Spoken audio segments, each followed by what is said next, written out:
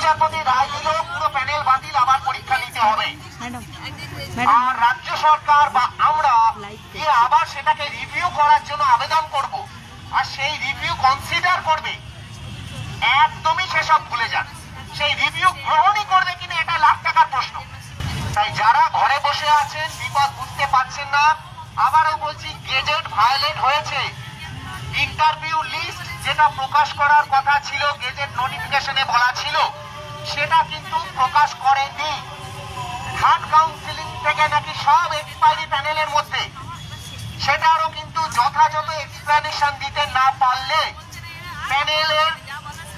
প্যানেলটাই বাতিল হয়ে যাওয়ার সম্ভাবনা কিন্তু আমরা দেখতে পাচ্ছি।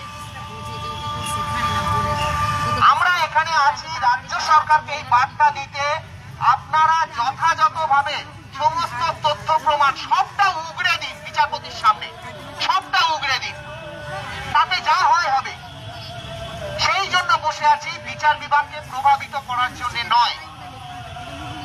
রাজ্যের সমস্ত মাস্টারমশাইদের আবারও করজোড়ে নিবেদন করছি, সবিনয় নিবেদন, ওই শঙ্খ ঘোষের কবিতা পরে আর আওড়াবেন না যেন, যে যারা প্রতিবাদী তাদের জীবন দিয়েছি নরক করে, তখন আর সুযোগ থাকবে না। প্লিজ আপনারা আসুন, এই মঞ্চ ভরান। 10% যদি থাকে, সেই সংখ্যাটা 1540 এখানে গমগম করবে।